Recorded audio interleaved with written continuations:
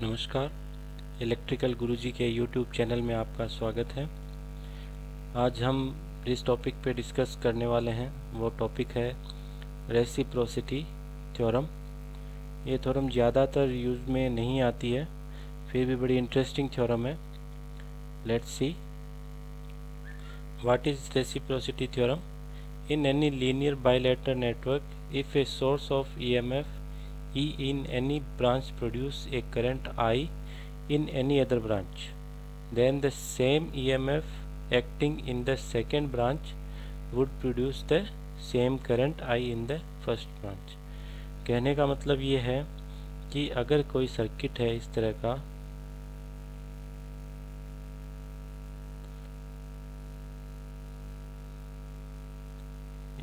एक सर्किट है जिसमें रेसिप्रोसिटी थ्योरम के अकॉर्डिंग अगर ये इसकी वैल्यू E है और these are the resistance R1, R2 और R3, इस सोर्स की वजह से, वोल्टेज सोर्स की वजह से अगर इस ब्रांच में मान लीजिए करंट कोई फ्लो हो रही है I3,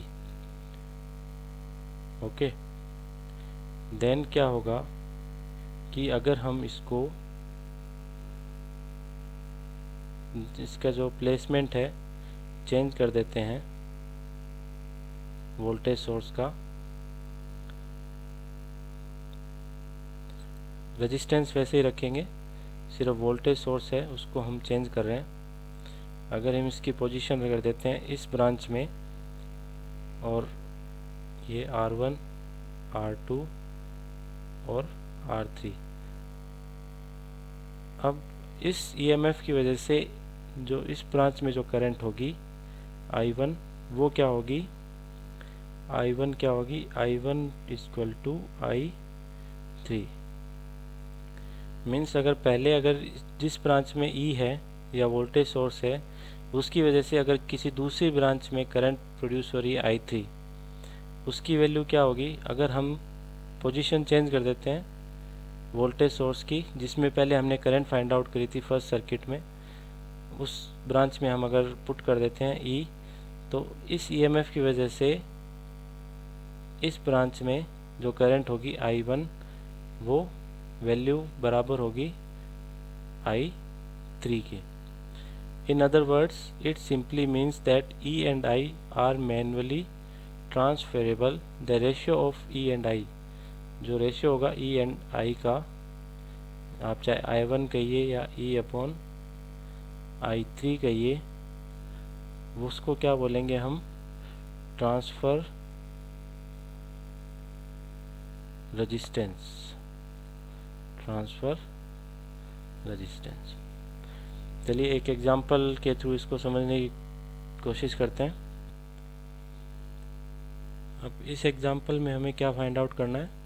in a network of figure find a ammeter current when battery is at A position and ammeter at B position, and in the second situation when battery is at B and ammeter at point A, value of various resistances are shown in figure. Means ये कह रहा है कि आपको जो current source है वो उसकी रीडिंग फाइंड आउट करनी है जब फर्स्ट कंडीशन में जो वोल्टेज सोर्स है वो A पोजीशन पर है और सेकंड सिचुएशन में ये B पे आ जाएगा और करंट सोर्स है वो A पे चला जाएगा। तो लेट्स स्टार्ट टू कैलकुलेट।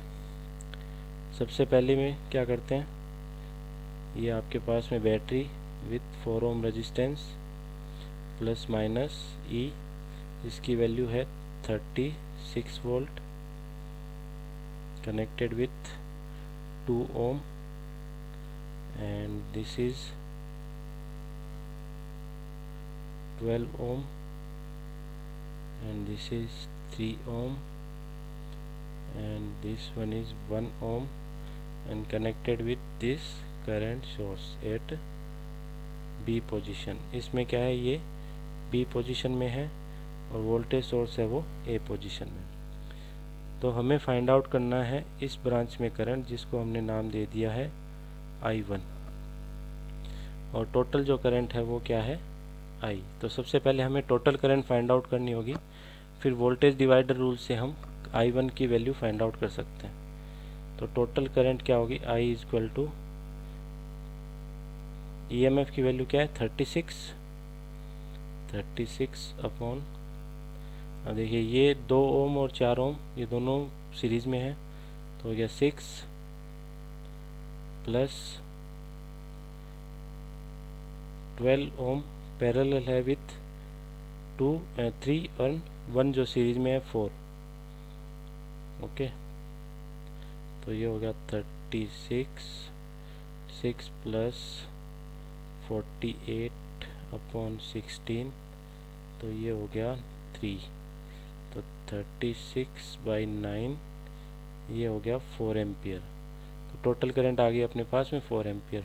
अब हम फाइंड आउट कर सकते हैं I1 की वैल्यू। I1 क्या होगा, total current I into R2 यानी कि 12, क्योंकि ये कॉम्बिनेशन 12 है वो 3 और 1 के पैरेलल में है, तो 12 अपॉन इन तीनों का एल्जेब्रिक सम 12, 15 एंड 1 16, तो 4, ये हो गया 3 एम्पियर। तो I1 की वैल्यू यहाँ पे आ गई 3 एम्पियर। अब सेकेंड सिचुएशन में क्या होगा, रेजिस्टेंस उसी पोजीशन पे रहेंगे, ए पोजीशन पे आ जाएगा करंट सोर्स, ये 4 ओम रेजिस्टेंस, 2 ओम,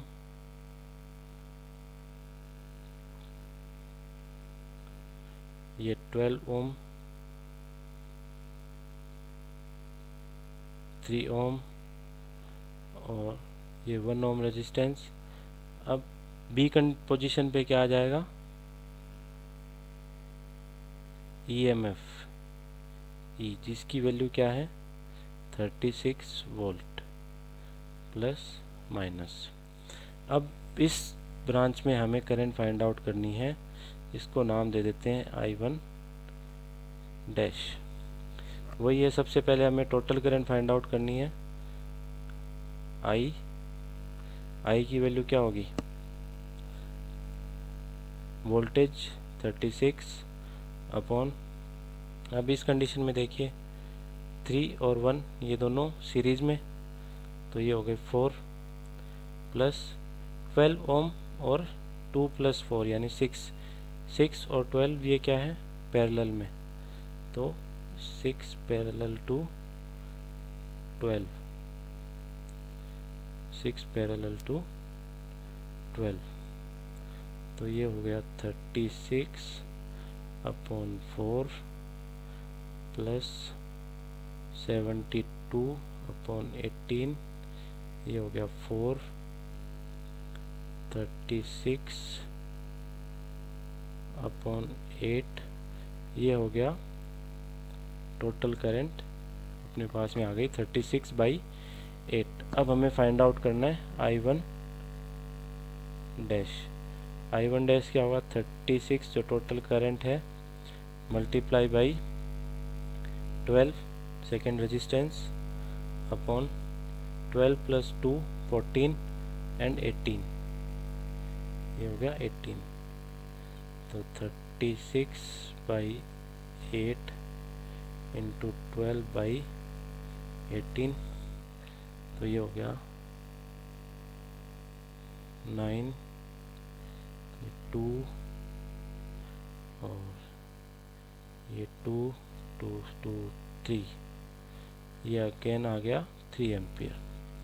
तो I1 डैश की वैल्यू यहाँ पे आ गई 3 एम्पियर। तो आप साफ साफ देख सकते हैं कि हमने फर्स्ट कंडीशन में EMF जो बैटरी है उसको A पे रखा और करंट सोर्स को B पोजीशन पे रखा, तो हमें करंट जो मिली, जो करंट रिकॉर्ड की है करंट सोर्स ने, वो क्या थी 3 एम्पियर। सेकेंड कंडीशन में हमने क्या किया, EMF को तो कर दिया B पोजीशन पे और करंट सोर्स को कर दिया A पोजीशन पे।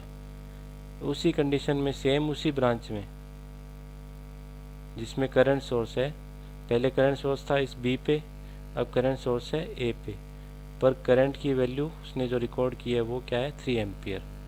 तो हम कह सकते हैं I 1 equal to I1 dash equal to 3 ampere. This is reciprocity theorem. आज इस वीडियो में इतना ही। Thank you. अगले वीडियो में फिर किसी टॉपिक पे डिस्कस करेंगे। तब तक के लिए नमस्कार।